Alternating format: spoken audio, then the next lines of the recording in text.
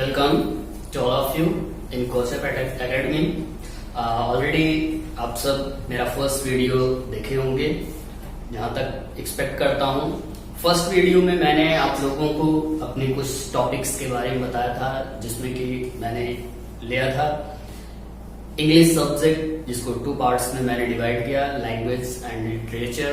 And after that मैं आपसे कहा था कि आपके रिक्वायरमेंट के अनुसार, आपकी जरूरत के अनुसार मैं आपके पास अगला टॉपिक लेकर के आऊंगा। तो आपके कमेंट्स और आपके रिक्वायरमेंट्स के अनुसार मैंने फर्स्ट में सेलेक्ट किया है लैंग्वेज को। मोस्टली आप सब लैंग्वेज को जान ही रहे हो, बट फिर से मैं अपने तरीके से इसको बताने का प्रयास करता हूं। जैसा कि आप देख रहे हो, लैंग्वेज स्टडी स्पेशली इसका मतलब है कि भाषा का अध्ययन। भाषा बहुत सारे हैं, जैसे कि आप सब जानते हो, Hindi, English, Urdu, Marathi, Telugu, French, German etcetera. तो इन भाषाओं का प्रयोग हम अपने लाइफ में कैसे करते हैं, उसका क्या यूजेस है, उस लैंग्वेज को हम अपने डेली लाइफ में यूज करते हैं, और एक दूसरा हम अपने स्टडी प्रोस्पेक्टस से, अपने कैरिकुलम से रिलेटेड हम यूज करते हैं। तो जनरली हम आइए थोड़ा सा उसी टॉपिक के बारे में देखते हैं। First I am going to explain about the definition of the language. Definition क्या है उसका, लैंग्वेज का, जैसे कि आप यहां देख सकते हो, लैंग्वेज एक भाषा है। Language is the vocal, vocal means मौखिक, वोकल मीन्स मौखिक, मीडियम मतलब माध्यम है, by which we one could share. भाषा एक मौखिक माध्यम है जिसके माध्यम से हम क्या कर सकते हैं, शेयर कर सकते हैं, मीन्स डिस्ट्रीब्यूट कर सकते हैं, आदान प्रदान कर सकते हैं, और अथवा एक्सप्रेस वंस थॉट्स, अथवा प्रदर्शित कर सकते हैं, एक्सप्रेस कर सकते हैं वंस थॉट। वंस मीन्स प्रत्येक व्यक्ति अपने अपने विचारों को एक्सप्रेस कर सकता है भाषा के माध्यम से। And expressions, already you know the expressions. Expression आपका बनावट, आपका एक्टिविटी, आपका एटीट्यूड एक्सेट्रा, ये सब आपका एक एक्सप्रेशन है। How you talk, how you walk, that is particularly known as the expression. And after that to others more fluently, means दूसरे लोगों से, मीन्स दूसरे लोगों से फ्लुएंटली मतलब निर्भयता पूर्वक, एकदम फर्राटेदार। मीन्स लैंग्वेज अगर आपको पता है, तो लैंग्वेज को अगर बढ़िया सा आप एक्सप्लेन करना चाहते हो, तो ये डेफिनेशन आपको लर्न करना है। और डेफिनेशन भी एकदम इजी है, जिसको कि आप अपने ही लैंग्वेज में लर्न कर लो, कि अगर हमें किसी चीज को कुछ बताना है तो हम भाषा का ही सहारा लेते हैं। Okay friends, now come to the next point. I am just try to explain about the language and its types and history of the language. There is 2 parts. अब यहां पे जानिए लैंग्वेज क्या है, थोड़ा सा मैं साइड दूंगा। लैंग्वेज मीन्स भाषा। भाषा को हमने 3 रूपों में रखा है, ओरल, रिटन, इंडिकेटिव। ओरल मतलब मौखिक। मौखिक भाषा वो है जिसको कि एक इलिटरेट पर्सन भी यूज करता है। मान लो मुझे पढ़ना लिखना नहीं आता है, लेकिन फिर भी हम अपने टीचर से, अपने सीनियर से, अपने फ्रेंड से, अपने कलीग से बात करते हैं। क्या मैंने बात करना तो कहीं नहीं पढ़ा, मैं कभी स्कूल ही नहीं गया, कॉलेज ही नहीं गया, then how can it is possible? But वो आपका मौखिक भाषा के अंतर्गत आता है। एक जनरली हम सब उसका यूज करते हैं। ठीक, एक छोटा सा बच्चा है, वो कौन सी भाषा में यूज करता है, कैसे वो बोलता है, वो अगली कड़ी में हम आपको बताते हैं। दूसरा है आपका रिटन लैंग्वेज। रिटन में हम लिखित भाषा है, जिसके अंतर्गत हम क्या करते हैं कि कोई भी चीज लिख करके हम उसको एक दूसरे से आदान प्रदान करते हैं या एक्सप्रेस करते हैं, जिसको कि एक लिटरेट पर्सन पॉसिबिलिटी के थ्रू कर सकता है। और नेक्स्ट आपका आता है इंडिकेटिव, मीन्स सांकेतिक भाषा। जैसे कि बहुत सारे लोग हैं जो डफ हैं, डीफ हैं, तो उनके लिए हम वो लैंग्वेज यूज करते हैं। जैसे कि ऑलरेडी आप तमाम स्कूल्स, कॉलेज आप देखे होंगे, जो स्पेशली फॉर द जो हैंडीकैप पर्सन होते हैं, या किसी न किसी प्रकार के इल से, बीमारी से वो जूझ रहे हैं, जो कि परफेक्टली किसी भी लैंग्वेज को समझ नहीं पाते हैं, या वो लिख नहीं सकते हैं, उसको रीड नहीं कर सकते हैं।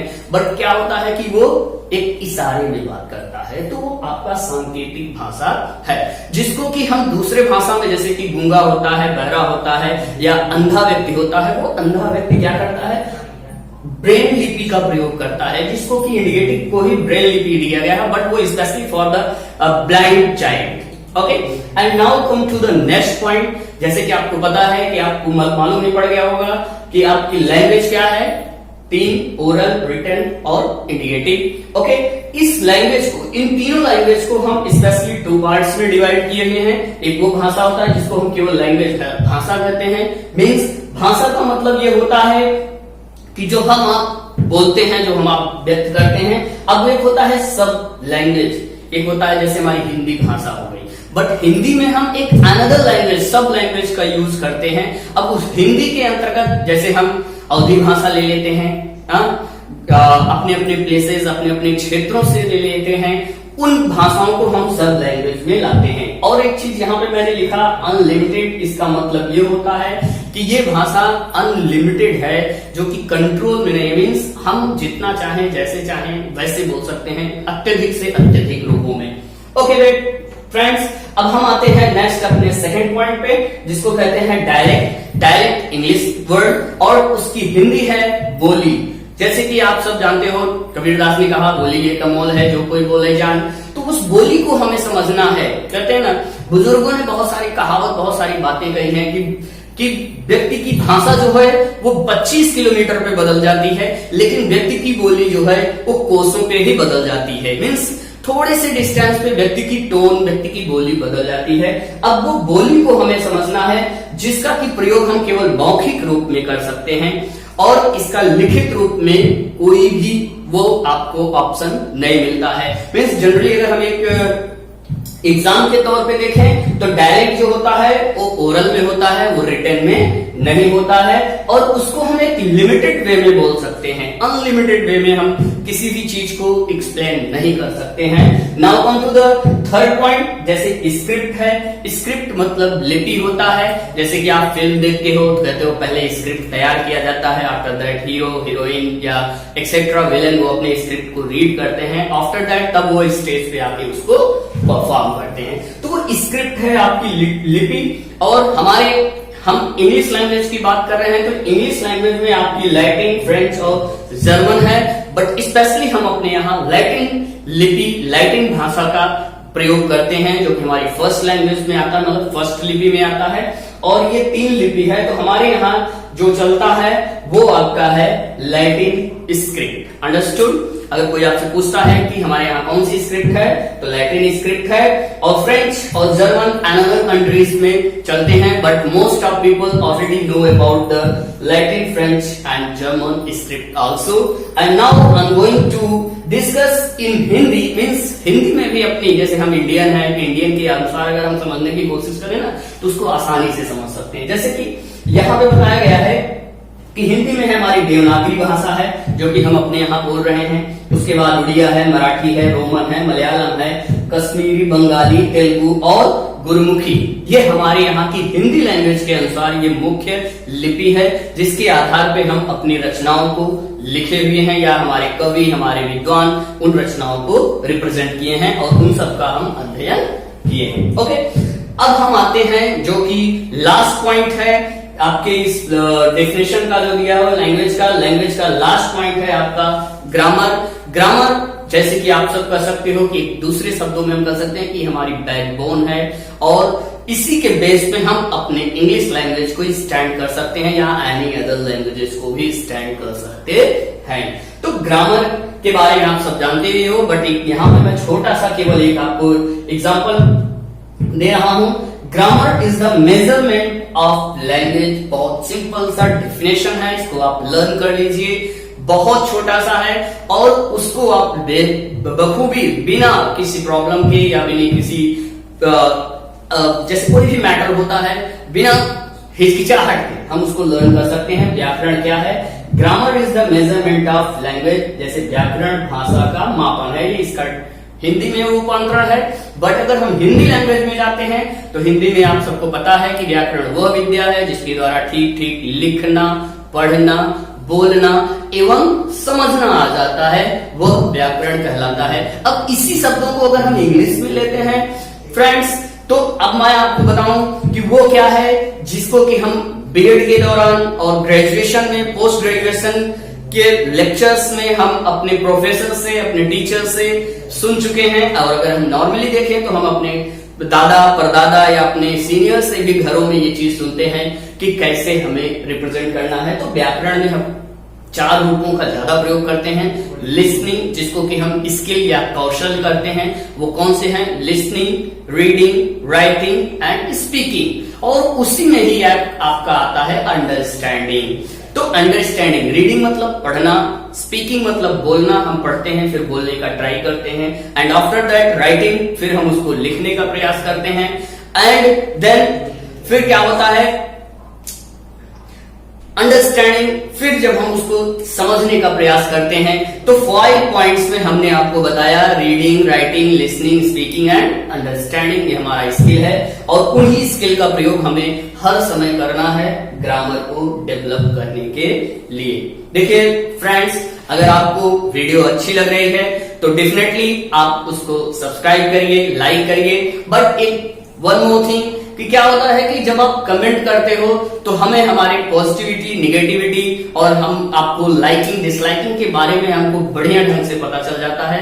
लेकिन इसके लिए आपको कमेंट करना जरूरी है। कमेंट जरूर करिएगा, जो भी हो, पॉजिटिव हो, निगेटिव हो, जैसे भी हो। अब अगले पॉइंट पे हम आते हैं कि ग्रामर को आप समझ गए। ग्रामर एक बहुत बड़ा बरगद का पेड़ है, उसको एक्सप्लेन करना इतना आसान नहीं। उसको हम स्टेप बाय स्टेप अपने अगले आने वाली वीडियो में आपके एक्सपेक्टेशन के अनुसार हम एक्सप्लेन करेंगे।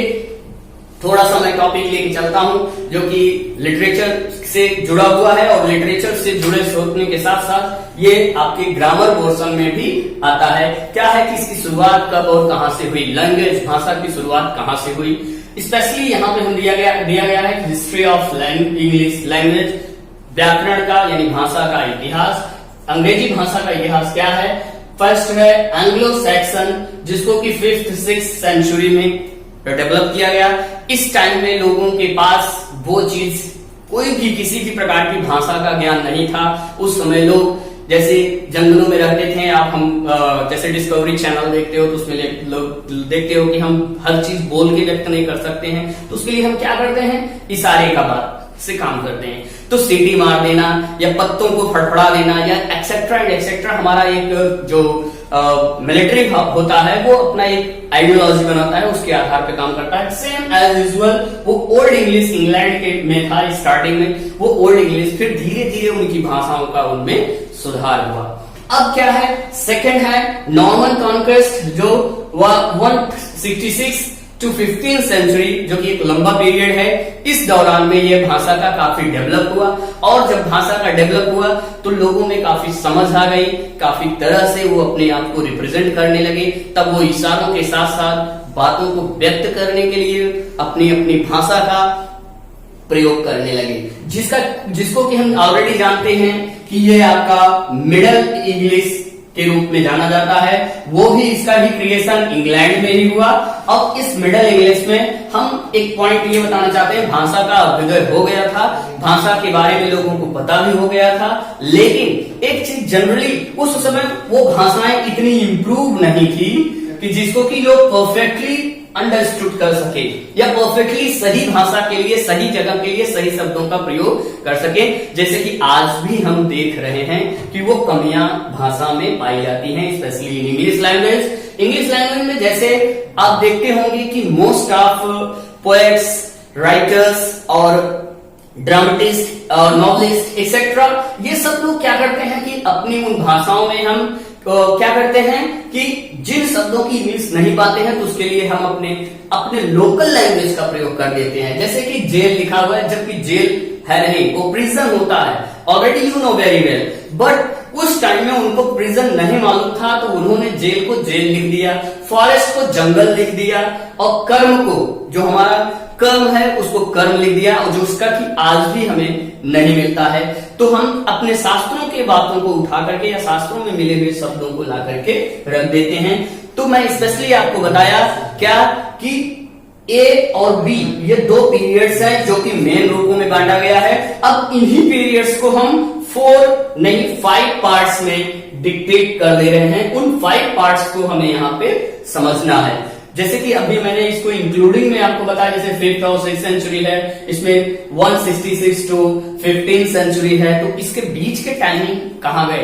तो इसके बीच के टाइमिंग में हमारे प्रोफेसर्स ने, हमारे विद्वानों ने उसको अलग तरीके से एक्सप्लेन किया। और वो आपको मैं पॉइंट बता दूं, जैसे कि मैं यहां पे लिखा हूं, क्रॉन करके आप उसको पढ़ सकते हो। क्रॉन मीन्स व्हाट? अब CRAVN, इसको हम एक अलग रूपों में देखें तो यहां पे क्या बताया जा रहा है? CRAVN ये 5 पार्ट्स हैं जिनको कि हम भाषा के इतिहास में रखते हैं। अब शी मीन्स क्या है? Means first one is she means sets, sets के नाम से दिया गया, और वो सेट्स का मतलब ये है, ये सेट्स जो बैथॉन्स और गैल्स, ये 2 राइटर्स उस टाइम के माने गए हैं। उन राइटर्स के द्वारा इसकी उत्पत्ति की गई, अर्थात उस टाइम में इनको ज्यादा पब्लिसिटी में भी हो सकता है और सारे राइटर्स रहे होंगे, बट इन दोनों का नाम ही इसमें स्पेशली दिया गया है। और उसका टाइमिंग जो है वो जो आपको बताया गया है एंग्लो सैक्सन पीरियड, वो आपका स्टार्टिंग अप टू 55। स्टार्टिंग का टाइमिंग नहीं है।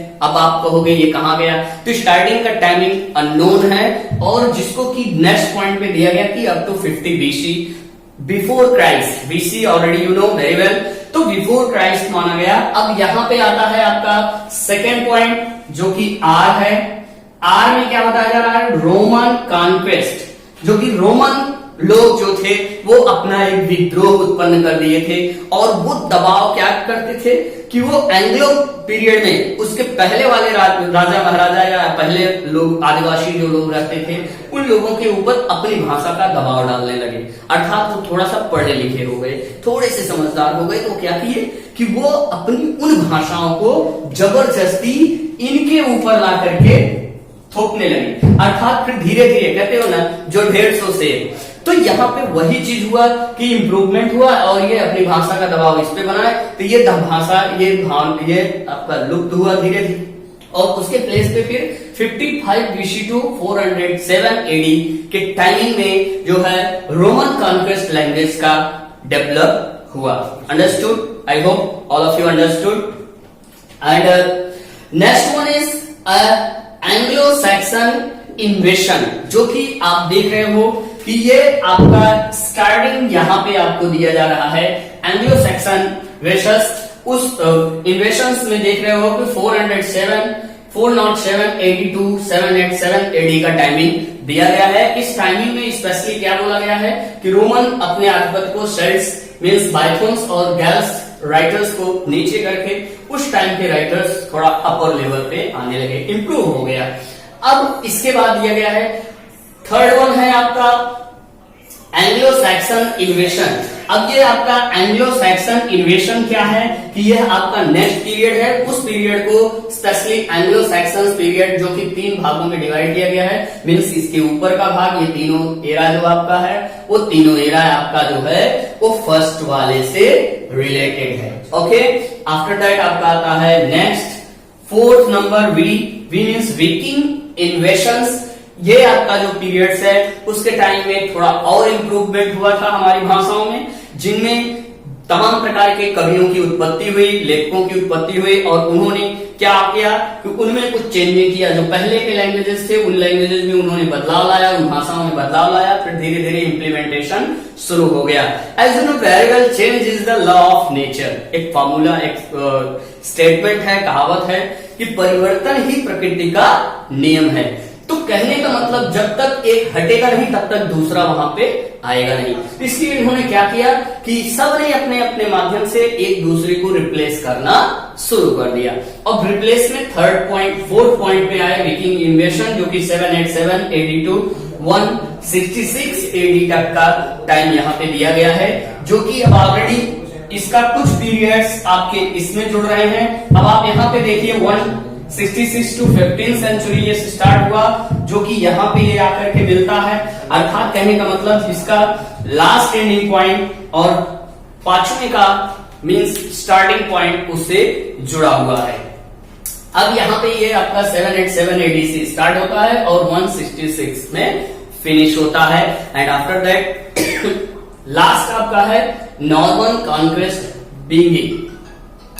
अब नॉर्मल कॉन्टेक्ट डिगिंग में क्या किया गया है, उसका टाइमिंग है 16682 ऑनवर्ड्स।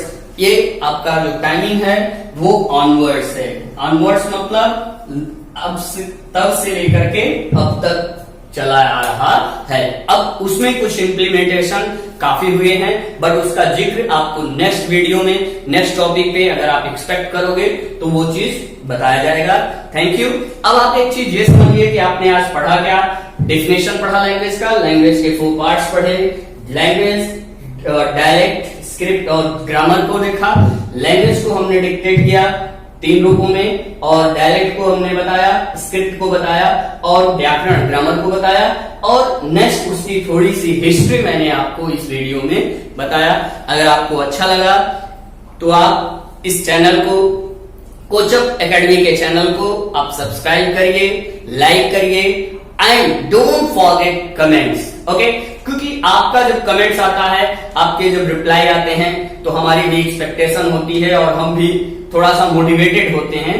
तो आई थिंक सो आप लोग जरूर इसको अंडरस्टैंड किए होंगे, समझ गए होंगे। थोड़ा सा मैं साइड होता हूं, अगर आपको लेना है तो एक आप स्क्रीनशॉट इसका ले सकते हो फर्दर रीडिंग के लिए।